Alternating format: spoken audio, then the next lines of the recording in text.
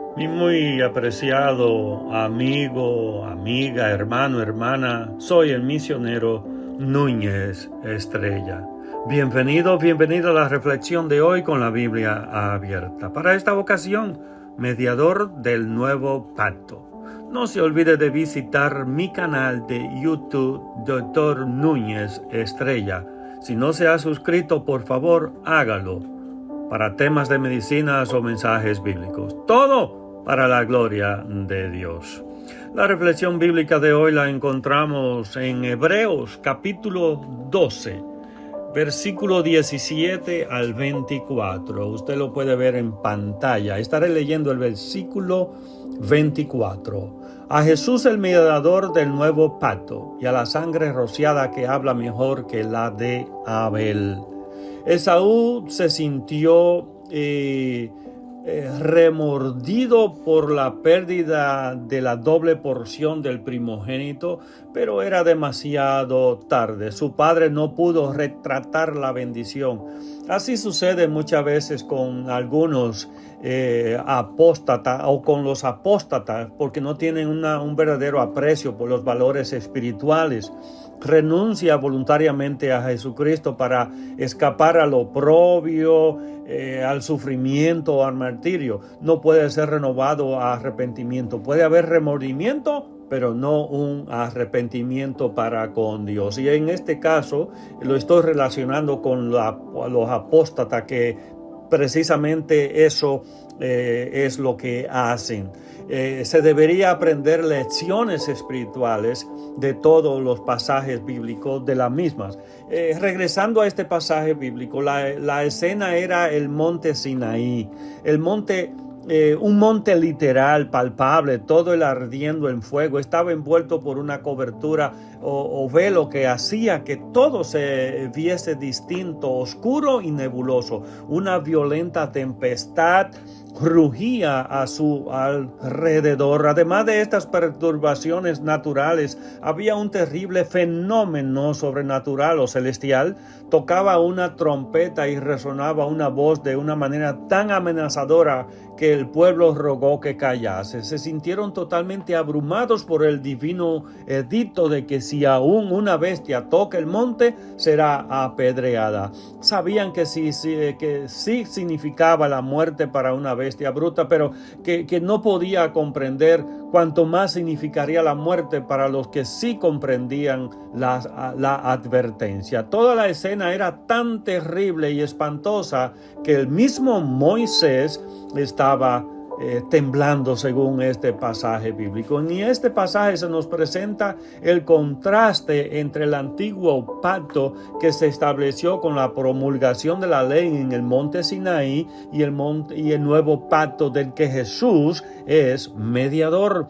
Hasta el versículo 21 nos llega un eco tras otro de la historia de la promulgación de la ley, que Deuteronomio capítulo 4 versículo 11 nos describe de la siguiente manera: y os acercasteis y os pusisteis al pie del monte, y el monte ardía en fuego hasta en medio de los cielos, con tinieblas, nube y oscuridad. Todo esto habla de la manera elocuente de la naturaleza y del ministerio de la ley.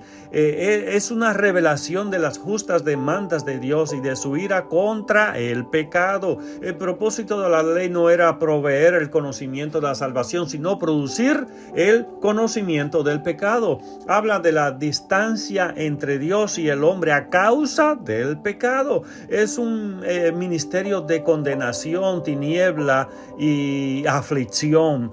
Pero los creyentes no han venido a los terrores abrumadores del Sinaí, sino a la acogida de la gracia. No llegamos a un monte tangible sobre la tierra. Nuestro privilegio es entrar en el santuario en el cielo. Por la fe nos allegamos a Dios en confesión, alabanza y oración. No estamos limitados a un día al año, sino que podemos entrar en cualquier momento en el lugar santísimo, sabiendo que siempre siempre somos bien acogidos. La ley tiene su monte Sinaí, pero la fe tiene su monte de Sión. Y este monte celestial simboliza las bendiciones juntas de la gracia, todo aquello que es nuestro por medio de la obra redentora de Jesucristo. Amigos, si tú quieres también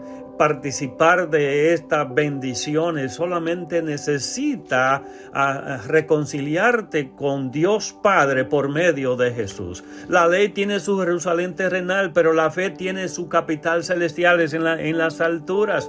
La ciudad del Dios vivo está en el cielo, la ciudad que tiene fundamentos cuyo artífice y constructor es solamente Dios. Al entrar en la presencia de Dios, somos rodeados por una augusta congregación. Primero hay miriadas de ángeles que aún sin mancha de pecado no pueden unirse a nuestros cánticos porque no conocen el gozo que trae la salvación.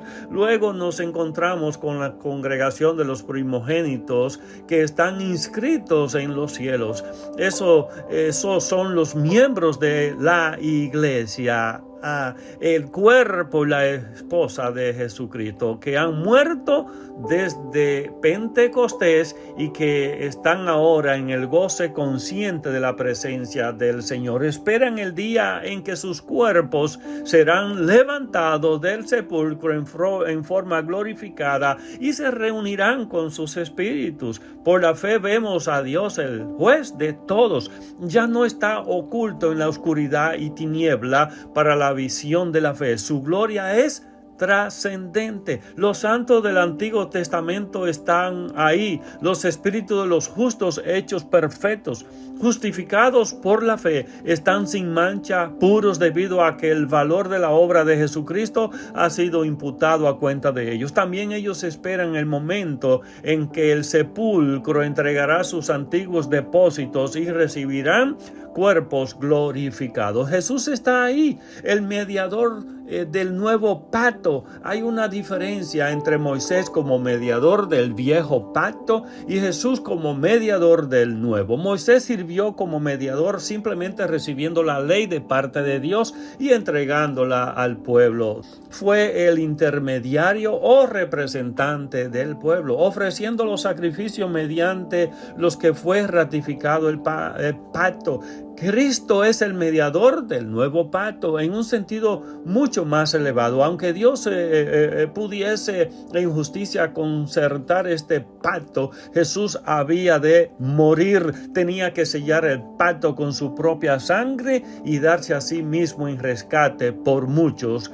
Según 1 de Timoteo capítulo 2 versículo 6, el cual se dio a sí mismo en rescate por todos, de los cuales se dio testimonio a su debido tiempo. El énfasis recae en el hecho que Dios desea la salvación de todos los hombres y mujeres, y aquí esto se muestra adicionalmente en que Jesucristo se dio a sí mismo en rescate por todos. Un rescate es un precio pagado para liberar o poner a alguien en libertad. En este rescate es por todos. Esto significa que la obra del Señor Jesús en la cruz del Calvario fue suficiente para salvar a todos los pecadores. Esto no significa que todos serán salvos, por cuanto también interviene la voluntad del hombre. Y este versículo es uno de los muchos que enseñan que la muerte de Jesucristo fue sustitutoria. Mi querida amiga, querido amigo, Jesucristo murió en favor de todos.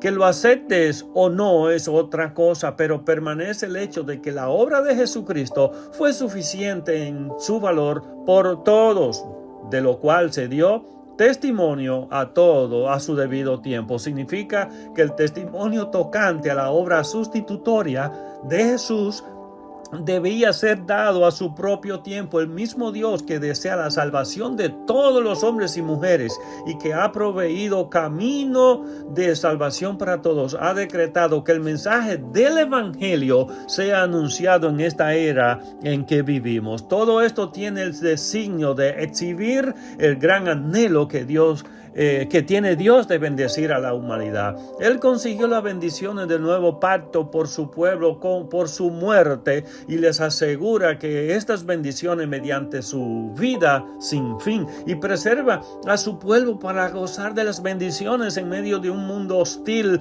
por medio de su actual ministerio a la diestra de Dios. Todo esto está incluido en su obra de mediación, luciendo las cicatrices del Calvario del Señor Jesús. Ha sido exaltado a la diestra de Dios como príncipe y salvador. Tenemos la sangre rociada que habla mejor que la sangre de Abel. Cuando Cristo ascendió, presentó ante Dios todo el valor de la sangre que derramó en la cruz. No hay sugerencia de que llevase literalmente su sangre al cielo, sino que los méritos de su sangre han sido dados a conocer en el santuario. Su preciosa sangre es contrastada con la sangre de Abel, tanto si comprendemos la última como significando la sangre del sacrificio de Abel como la propia sangre de Abel derramada por Caín. Sigue siendo verdad que la sangre de Cristo tiene cosas mejores. La sangre del sacrificio de Abel decía, cubierto temporalmente.